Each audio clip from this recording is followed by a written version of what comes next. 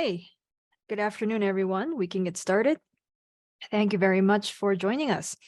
My name is Jiyae Hwang. I am an immigration attorney at Scott Legal PC. Today, we are going to discuss how applicants can use litigation to challenge USCIS when they unreasonably delay in processing your case. This is called a mandamus lawsuit.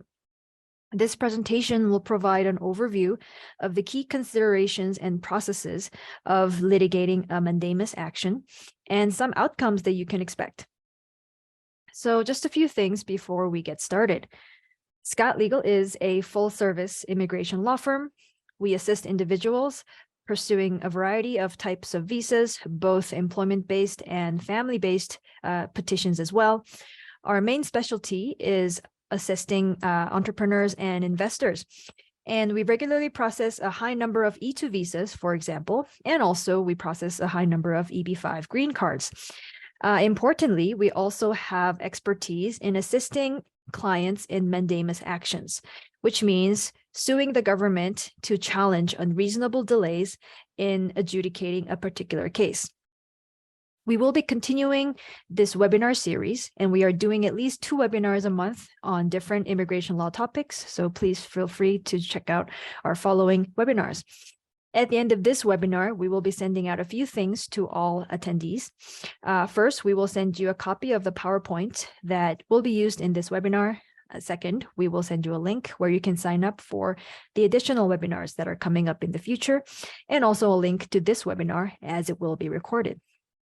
This webinar will also be made available on YouTube. And we do encourage you to subscribe to our YouTube channel as we do regularly upload videos related to a variety of immigration law topics. Finally, we will send you a link where you can set up a consultation with one of our experienced attorneys. So today we are very lucky to have Dustin Saldarriaga, who is a senior associate at the firm, who has a wealth of litigation experience, and who will be presenting today about the key considerations and processes of bringing a mandamus action in federal court. Finally, for any questions you may have, please feel free to add them to the chat box or the Q&A box, and we will try and get to all questions. So without further delay, then, I will turn it over to Dustin. Great. Thank you very much, Jiyae, and thank you all for joining us for our webinar today. As Jiyae said, we're going to be talking about something that you would think more people would know about given the extent of the delays that the government is experiencing. But unfortunately, many people are not aware that when the government doesn't do its job, you can sue the government to make them do their job. And one of the ways that the government often fails to do its job is to adjudicate petitions for immigration benefits in a timely way.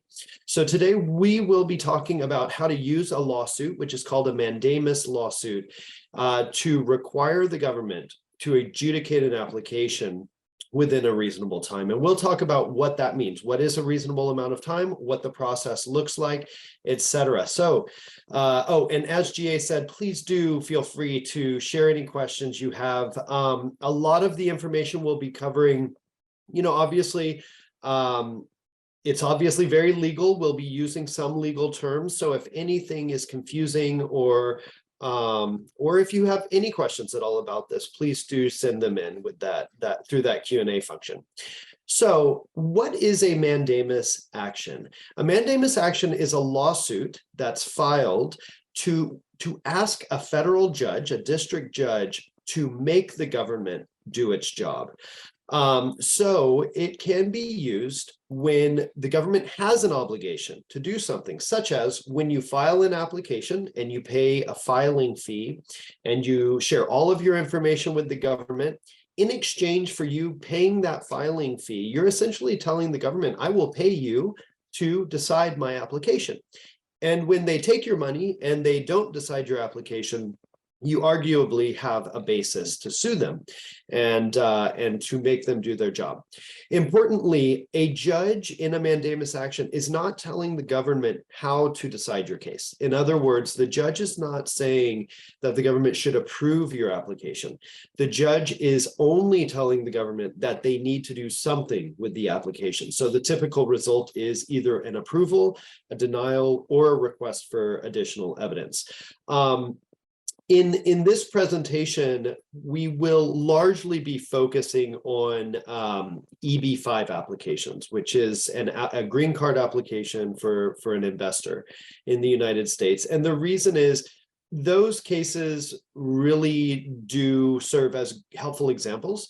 The other reason they are helpful is the timeline on them is excessively long. So for example, the government itself estimates that it needs over 5 years to decide an EB-5 application, just the first step of an EB-5 application.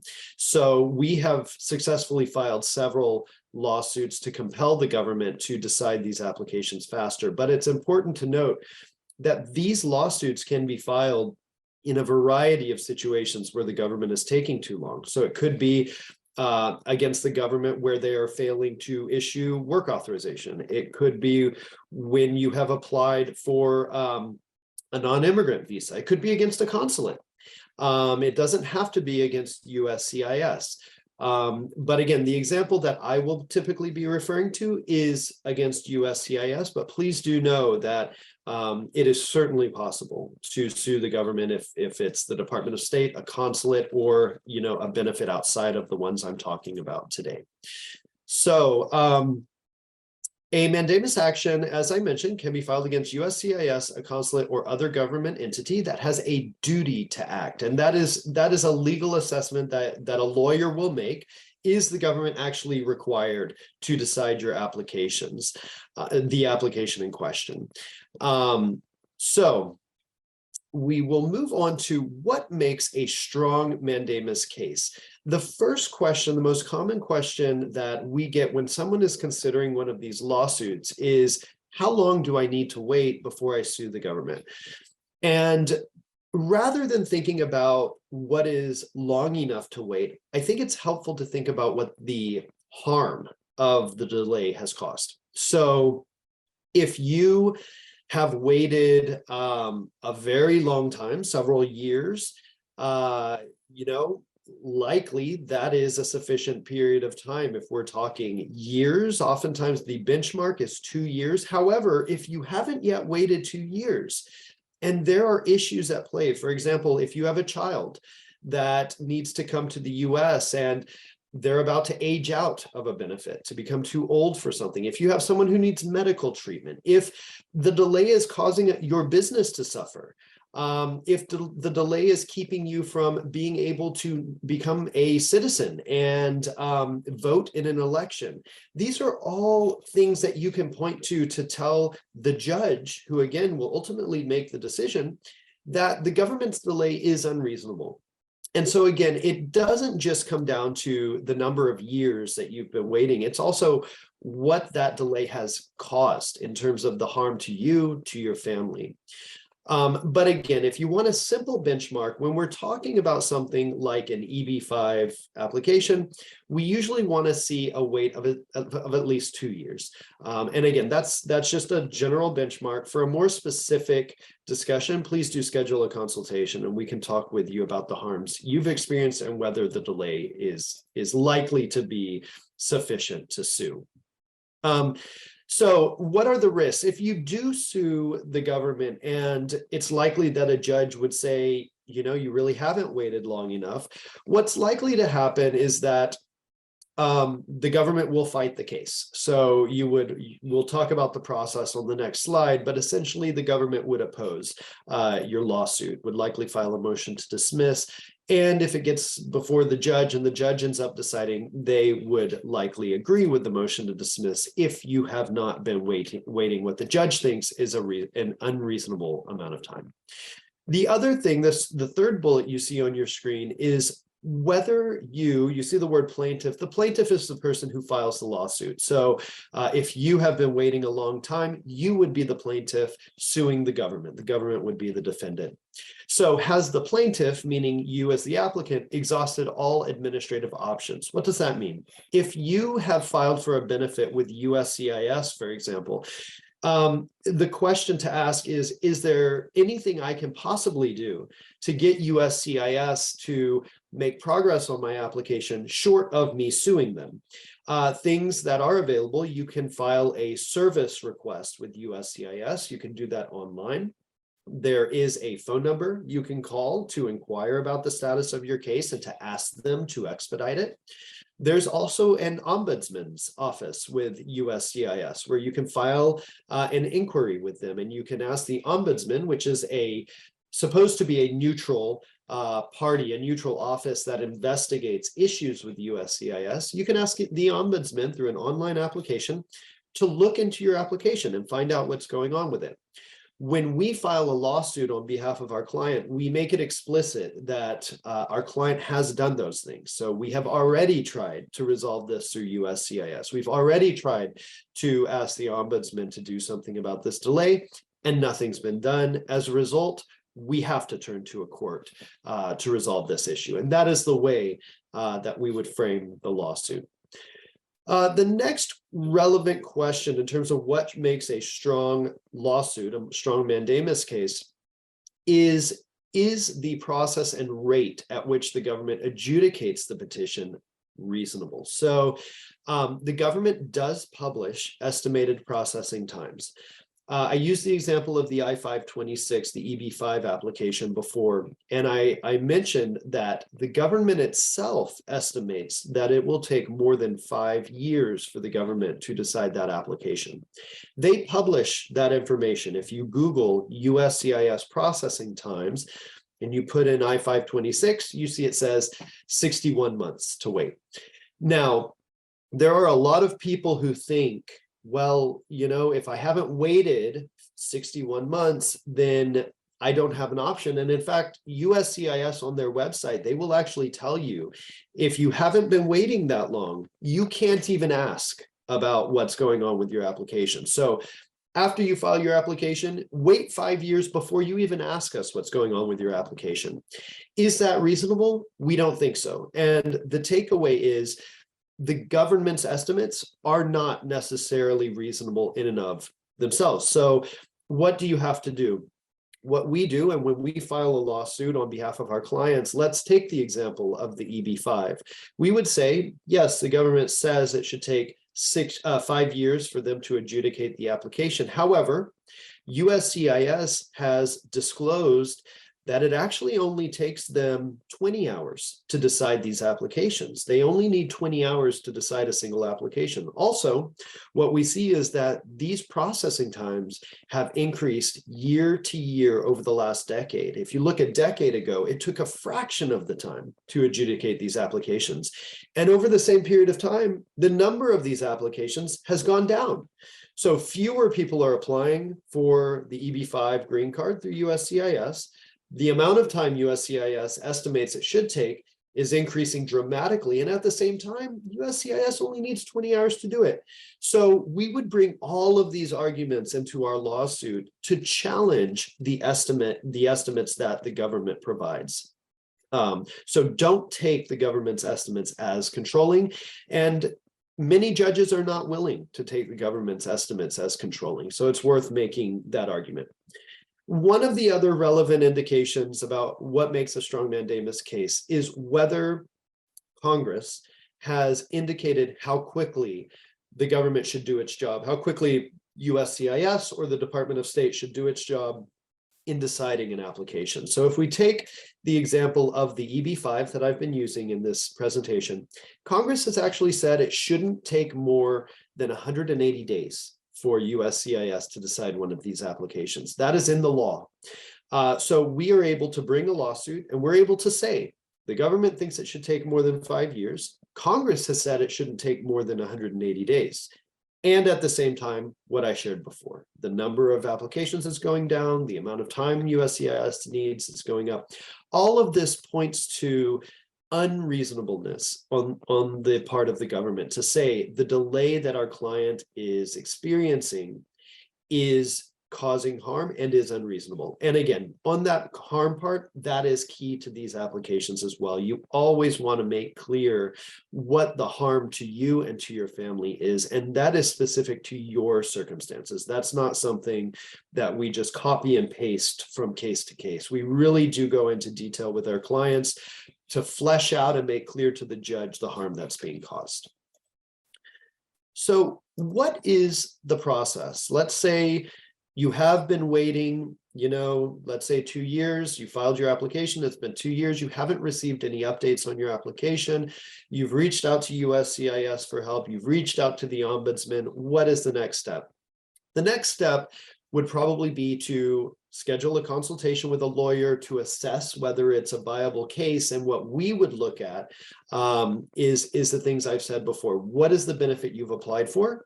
Is there any indication from Congress or from USCIS about what a reasonable amount of time for that application is? What are the harms that you've experienced? If we and you decide, you know what, it is worth filing a lawsuit, the first step to start the lawsuit is to file a complaint. A complaint is a document, usually about 20 pages, 30 pages, that lays out your story. It explains to the court what you've experienced, when you filed your application, how long you've been waiting, all the steps you've taken, what the harms of the delay are. We lay that out in that document, in that complaint. And we explain to the court why it can hear your case, why you're applying to that court in particular, whether it's a court in New York or in California or in Arizona. We would explain there what ties you or your company have to that area, why we're going to that court, and we would make an explicit demand. We would say to the court, what we're asking for is for the government to decide this application with no further unreasonable delay. And again, the outcome that we're asking for of the judge is not an approval, is not obviously a denial, it's a decision, whether that's an approval or a denial. Once that complaint is filed, we would serve the complaint and we would serve the summons, which tells the government that they need to show up in court. We would file that on the government. And that usually goes to USCIS. If it's against a consulate, it would go to the Department of State. And we would also serve that on the U.S. Attorney's Office for the jurisdiction where the court is located. So let's say we were filing, let's say you live in New York City, in Manhattan. We would file that case likely in the Southern District of New York, and we would serve the complaint on the U.S. Attorney's Office in the Southern District of New York, because that would be the office that would be representing the government. And this is a good moment to explain how that works. When you sue the government, whether it's USCIS or the Department of State, it is the U.S. Attorney's Office in the area that represents the government. There are U.S. Attorney's offices around the country. So there's a U.S. Attorney's Office in Manhattan, a U.S. Attorney's Office in Brooklyn, in California, Arizona. So the attorneys from that local office where you file suit in the court, the attorneys from that office will be the ones who represent the government. And this is actually a really good thing. It might sound intimidating that, you're suing the government and the U.S. Attorney's Office is representing the government. That might sound intimidating, but in fact, it tends to be a huge benefit. And here's why. The U.S. Attorney's Office handles a variety of cases. So that is the office that handles terrorism cases, handles white-collar crime cases, any kind of criminal case on the federal level that you can imagine tends to go through the U.S. Attorney's Office. Civil cases, and this would be a civil case, they go through the U.S. Attorney's Office. They have a lot on their plate. Government delay cases are cases that in general, they don't want to spend a lot of time on, because what it really comes down to is a government agency just doing its job. So when the U.S. Attorney's Office gets one of these lawsuits, usually what they do first off is to ask the government agency, whether it's USCIS or the Department of State, whether it can just decide the application. And that means settling the case. If the agency decides that they can adjudicate the application, then we are willing to settle the case, and that's a wonderful outcome. So that's who gets assigned to the case. That is typically their response. What I skipped over is the amount of time, the timeline. After you serve the U.S. Attorney's Office and USCIS or the Department of State, the government has 60 days to respond to your complaint.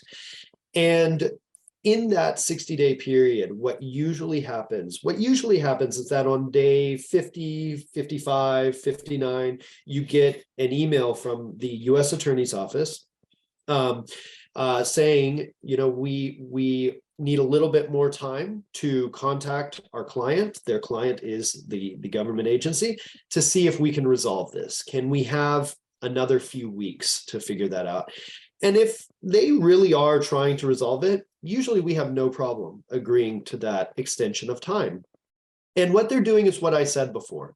They're typically calling their client and figuring out, is it possible for the agency to just decide the application? And that would save a lot of resources, not just for you as the client, not just for us, but also for the government, because they don't need to argue the case. They can just say to the judge, Your Honor, we're willing to adjudicate this, and so therefore, please drop the case. Now, we'll talk about in the next slide other ways that the government can respond, which do happen, but settlement, by and large, settlement is the most likely outcome. If you have been waiting an unreasonable period of time and you can point to harms that you and your family have experienced, potentially your business has experienced, more often than not, the government is willing to settle, but it does not always happen. And it is case specific. And of course, we can't predict exactly how the government will respond to a future case. As you see on the last bullet on the slide, it could come down to the judge's decision. So if the case settles, the judge is almost certainly going to approve the settlement. But if the government fights, it may end up in front of a judge. And that's where you want to make your best arguments in the complaint and afterwards, so that the judge decides that you are correct and the government should actually decide the petition without further delay. So what are other ways that the government might respond to a mandamus action? I already mentioned this first item, settle. So if the government says, let's say the assistant U.S. attorney reaches out and says, we're willing to actually decide this application, so there's no need to go forward with this lawsuit, they'll usually ask us to settle the case outright. Please just drop the case, take us at our word, we will decide this. We're typically not willing to do that because there's always a possibility that something might happen and they say, you know what, in fact, it's going to take a very long time for us to decide this application, even after we've dropped the case. So what we try to do is keep the case open. So we'll tell the government, we really do appreciate that effort to decide the case. We want to keep the case open in front of the judge, just so that the judge can jump in at any point if it turns out that this case continues to be delayed. And in our experience, the judge is willing to do that. So even if the government says, we'll decide this application in 2 months, we'll say, great, let's keep the application, let's keep the case open until we have that approval or that denial or that request for evidence in our hands. We want to make sure our client has the response from the government before we tell the judge we're willing to drop the case. But what if the government decides not to settle? If they say, we're going to fight this lawsuit, we actually don't think that the delay is unreasonable, and actually your client needs to wait for months, if not years longer, before they get a decision. That actually does happen too. If the government takes that position, then they will usually file what's called a motion to dismiss. And that's a motion to dismiss the lawsuit, a motion to dismiss the complaint. What the government is essentially arguing when they file that motion is that they're telling the judge, even if you assume Your Honor, to the judge, that all of this plaintiffs, meaning you as the applicant, all of the facts you allege are true. Even if you assume all the facts that you say are true, you still don't have a case. And that's a very high bar. So that's basically saying, we assume you did file the application 2 years ago. We assume you did suffer harm. We assume Congress did say that the government needs to decide this application in 6 months. Assuming all of that, you still don't have a case. You can see how it's a high bar, but some judges are willing to dismiss these cases. And really what it typically comes down to is 2 arguments that the government makes, which is first, that even though it's taking a long time for the government to adjudicate applications, they have a reasonable process in place. By and large, they will argue, whether it's true or not, they will argue that they adjudicate applications on a first come, first served basis. And they'll basically say there's a line here. And what this person is trying to do by filing a lawsuit is skip the line. And this court should not entertain that. This court should make this person wait in line. Now, of course, we don't buy that argument. We have been effective at arguing against that argument by doing a few things, by saying that the government doesn't have a reasonable process in place. Exhibit A is that it shouldn't take 5 years for the government to reach a decision, period. But also we'll challenge the assumption, the government's claim that it adjudicates applications on a first come, first served basis. We don't actually think that they do in general, and we will do our best to point to evidence that challenges the government's argument there. And that's how you respond to a motion to dismiss. So a motion to dismiss, the government will make its arguments, assuming that the plaintiff's arguments are true. Here's why, Your Honor, you should still dismiss the case. We will have a chance to respond to that. And then it's in front of the judge to decide, is the government right or are we right? And is our client right? It is, as I said before, it is a big step for the judge to dismiss a case at the motion to dismiss stage. And part of the reason is that the motion to dismiss will typically happen before discovery. Discovery is in a lawsuit where both sides basically get to ask for documents. And basically both sides get a chance to get into the facts that they're alleging through documents. So for example, we would have a chance to ask the government for documents that's the support their claim that they decide these applications on a first come, first served basis. Basically prove it, show us the documents. Let us, get affidavits from government officials. Maybe let us do a deposition to get testimony on that from a government official, to actually prove what the government is claiming. That's what discovery is. It's documents, it's questions that both sides get to ask of the other. The motion to dismiss usually happens before all that. So one of the arguments we would typically make to challenge a motion to dismiss is to tell the court it's too early for this case to be dismissed. We need a chance to actually get more documents from the government. So let's assume that the judge agrees with us and says, okay, I'm going to deny the motion to dismiss. Next step is discovery. The government almost always wants to avoid discovery. It tends to be burdensome on the government. You can imagine if a government official is being called to testify, that's not something that government officials like to do. Giving up documents is not something the government likes to do either. But so after the motion to dismiss, the government still has an opportunity to settle. And oftentimes, if they lose the motion to dismiss, they will be willing to settle at that point. And they'll say, you know what, let's avoid discovery. We'll just decide your application. However, if they do decide to engage in discovery and proceed through that stage, they will then have a chance to challenge the case through a motion for summary judgment. And basically, a motion for summary judgment can be filed by either side, by our side or by the government. And essentially what it's saying to the judge is, we've gotten additional information, and we believe that the facts that both sides, on the facts that both sides agree to, that our side wins. And the other side, usually in a motion for summary judgment, they are filed by each side. So there'll be a cross motion for summary judgment.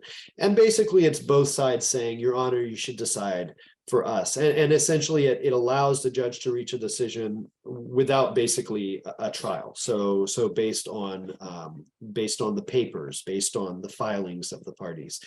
I will say, I'm talking a lot about the details here on a motion for summary judgment and a motion to dismiss. The fact is that these mandamus cases very rarely get to a motion for summary judgment.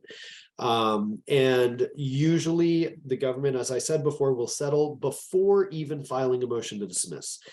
If they file a motion to dismiss and they lose, they will typically settle at that stage. So motions for summary judgment in these mandamus cases are very, very rare. But I share it with you just so you know how a lawsuit can progress.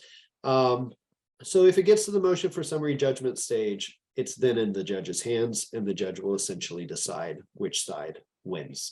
Whether the government wins and our case is dismissed, the government has whatever time it wants to decide the application. You can always file a lawsuit again as time continues, or the government decides, the judge decides in our favor and tells the government, you do need to adjudicate this application within a reasonable time. I think at this point, it's helpful to talk about the timeline, because you won't likely be surprised to hear these cases do take a while. Really, any litigation takes time. So if we walk through the timeline, I'll just go to this prior slide really quickly. So preparing and filing the complaint, we can do that within a week or two. That doesn't take a lot of time.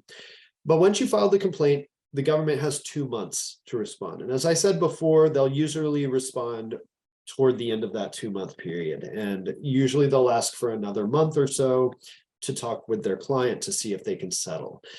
If they don't settle, now we're 3 months into the lawsuit. If they don't settle, then they will file a motion to dismiss, typically. And the judge will usually give the government several weeks to file their motion to dismiss, and then we'll give us several weeks to respond to the motion to dismiss, and then we'll give the government another week or 2 weeks to reply to our arguments opposing their motion to dismiss. So that gets us to month 5 or so in the process. By the way, like I said before, the government can settle at any time. So the government could settle as early as 2 months after you file the lawsuit. That's kind of the earliest point at which you'll get a decision, is 2 months after you file. But that's and we have seen that, but that is the fastest timeline. If the government files a motion to dismiss, let's go back to that, what I was talking about before. After both sides have made their arguments, again, we're at about month 5 or 6 at the earliest. Once both sides have made their arguments on the motion to dismiss, the judge can take months to decide that motion. So that could take 4 months, could take 6 months, could take 9 months for the judge to reach a decision there. So by that point, you really are 9 months to a year plus into the lawsuit before the judge has reached a decision. Fortunately, once you're at that point, a year in, and the judge has issued a decision on the motion to dismiss, you're going to have a good sense of how your case is going to go. Because if the judge decided in your favor, the government's very likely to settle. So at that point, a year or so in, you're probably going to have the government saying, we'll decide your application. If the judge decides against you, though, then the case is going to be resolved at that point. Obviously not in your favor. So let's say the motion to dismiss goes in your favor, and the judge tells the government, you need to decide this application. the government will then usually reach a decision within 2 months. And that tends to be our timeline, is to tell the government, we want to see a decision within 60 days. And they usually are willing and able to do that. So, just to give you kind of a general sense of how long these cases take, again, earliest date for settlement is usually going to be 2 months after filing the complaint, or after serving the complaint on the defendant. So assume it's 2 months after you file the complaint. That's the earliest the government is likely to say, we'll settle, we'll decide your application. And then from there, they'll take 2 months to actually get you the decision. So 4 months total after filing the complaint. The longest one of these cases could take 2+ years. If the government really puts, its effort into fighting, they file a motion to dismiss, they lose, they file a motion for summary judgment, you're looking at possibly 2 years or so.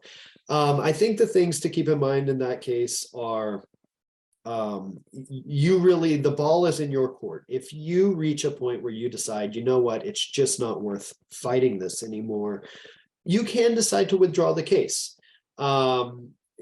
Obviously that's not going to ultimately benefit you, but you don't need to keep pursuing the case if you don't want to. And the other thing is that the government can always decide to settle if USCIS and the Department of State wants to. So at any stage, if they decide, there's an opening to resolve this, they can do that as well. But I'm sure you get the sense from me sharing this with you that these cases really are on a case-by-case basis. You really can never be sure how the government will respond. But in our experience, the government is willing to settle. And if they're not willing to settle, there typically is an opportunity to challenge the motion to dismiss, assuming the facts are compelling for our client. So let's talk about some common questions. We've covered a number of these already in the presentation. Can I file a mandamus action to compel the government to approve my petition? The answer is no. You cannot file a mandamus to approve your petition, but you can file a mandamus to make the government decide your petition. Now, there are other lawsuits that you can file. Let's say that you're denied and you think you should have been approved. You can file a lawsuit to challenge the denial, but that is not a mandamus lawsuit. It is a completely different type of lawsuit that really gets into whether the government was arbitrary or capricious or did something outside of its powers, or you really do have to find an argument to challenge the denial, but it's not a mandamus action. In this presentation, we're talking about mandamus actions, which are for making the government do its job to either approve, deny, or issue a request for evidence on your application. How much time must pass before the delay is unreasonable? Unreasonable really comes down to the harm you've experienced. But as a helpful benchmark, you do want to be able to point to an unreasonable period of time, that you have been waiting longer than you were expecting, longer than you really think you should be waiting, and you've experienced harm. I'd say at that point, call a lawyer, schedule a consultation, and see if you have what would make a strong case. If not, we might recommend wait a little bit longer. Or if the facts are compelling, we might say, yeah, let's go ahead and prepare the lawsuit, the complaint, if you want to. How long does it take for a mandamus action to be decided? Anywhere from 2 months, if the government settles, to 2+ years. This next question is a very common one, and it's an important one. Will the government simply deny my application or retaliate against me if I sue them?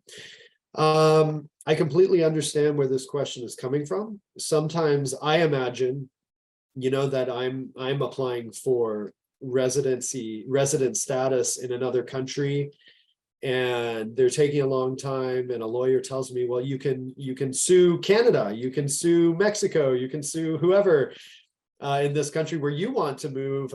I would definitely, take a moment to think about that. And wonder, why wouldn't the government simply deny my application? In the United States, we are not aware of any examples where the government has retaliated in response to a mandamus action.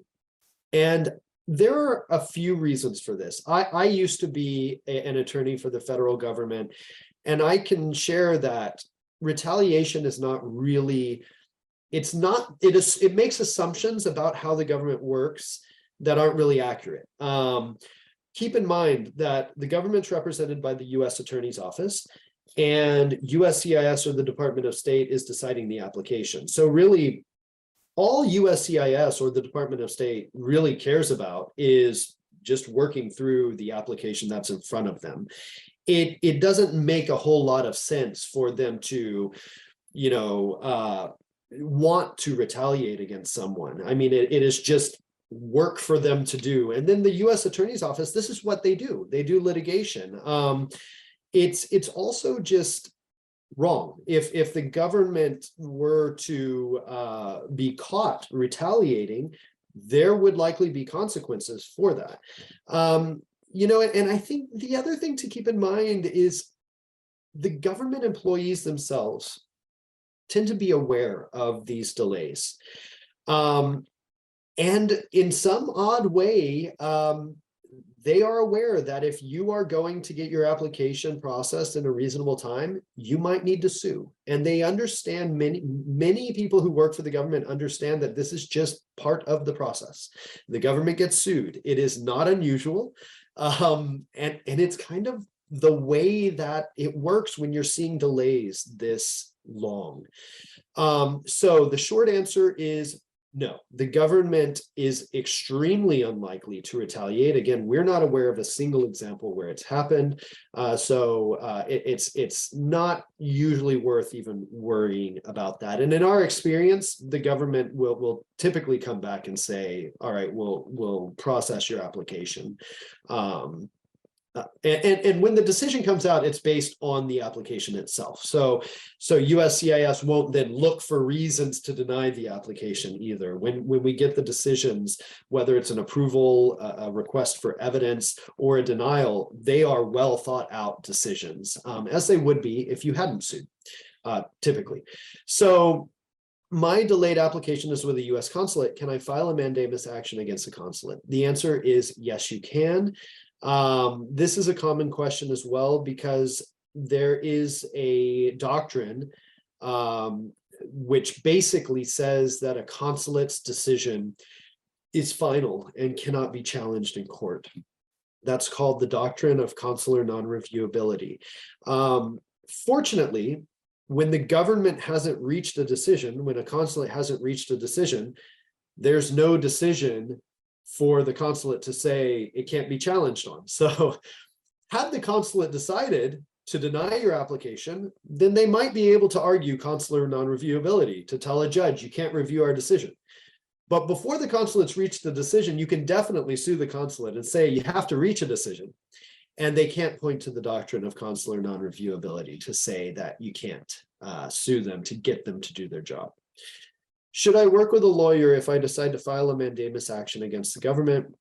The answer is yes, you should work with a lawyer. This is litigation in federal court. It is important to know how to prepare a good complaint and see down the road. If the government files a motion to dismiss, everything's going to go back to that initial complaint. So you want to make sure that you are putting in that all of the information so that you can draw from it to argue against the government if they challenge the case. It's also important to talk with a lawyer to just get a sense of whether you have a strong case or not, because litigation is not cheap. We tend to build these cases hourly because they tend to be unpredictable. We don't know if the government is going to fight or is going to settle. So before you go down the road of paying those fees, you really want a lawyer to tell you it's worth paying the fees. And we have no problem at all being honest and telling you whether you have a case or not. We are not going to bring a frivolous case. If we think your case has risks, we are going to tell you. We're not going to tell you, you cannot file. But what we will tell you is, if you do decide to file, there are these risks involved. And what those risks mean is that the government is likely to fight, And if they do fight, the judge is likely to find against you. And so you'll be able to go into this process well informed. And it would be up to you as well if you decide to wait a little bit longer. And we do talk to people who say, you know what, I've been waiting a long time, and it is costing my business. It is a strain on my family and me. But I'm going to give it another 6 months. And if I haven't heard in 6 months, then I'm going to call you guys and we're going to file the lawsuit. And we have those conversations, and that is perfectly fine. Our client is in the driver's seat. We're happy to advise and give our recommendations, but in the end, it comes down to what our client wants.